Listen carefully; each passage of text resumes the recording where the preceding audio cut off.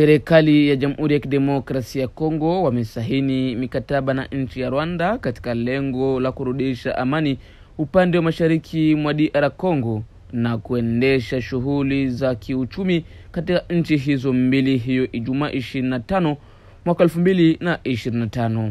Mikataba hiyo imesainiwa jijini Washington na Bi Therese Kaikwamba, mwakilishi wa DRC, na waziri wa mambo ya nje pamoja na mwenzake Olivier Nduhungirehe mbele ya macho ya mratibu wa Marekani Marco Rubio. Nchi hizo mbili zimeahidiana kuheshimu mipaka zao na kulinda uchumi kati ya serikali ya Kigali na Kinshasa, pia kulinda dhahabu zilizoko upande wa mashariki mwa Kongo. Yote hayo ni kwa lengo ya kunufaika na migodi kwa kusaidiana na washirika tofauti.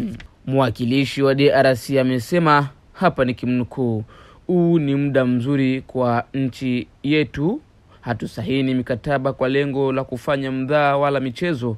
Tumesahini kutokana na hali mbovu iliyoko Goma na Bukavu, na sio mbele ya Rwanda DRC pekee, bali mbele ya macho ya Marekani.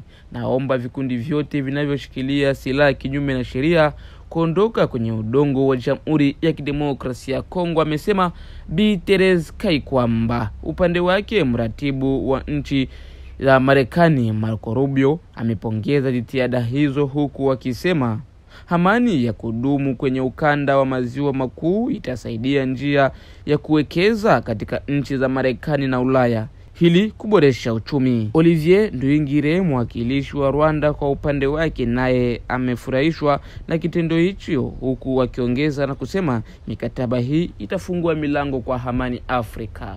Ni vema kufahamisha hapa ya kwamba ni tangu zaidi ya miezi mitatu ndipo kumeanzishwa mashambulio kati ya FARDC wakisaidiana na vijana wazalendo ili kumdhibiti muasi AFC M23 upande wa mashariki. Hayo ni baada ya kuteka mji wa Goma pamoja na makao makuu ya Kivu Kusini Bukavu. Toka mashariki mwa Jamhuri ya Kidemokrasia ya Kongo, Banza Taxis, Zejo Family.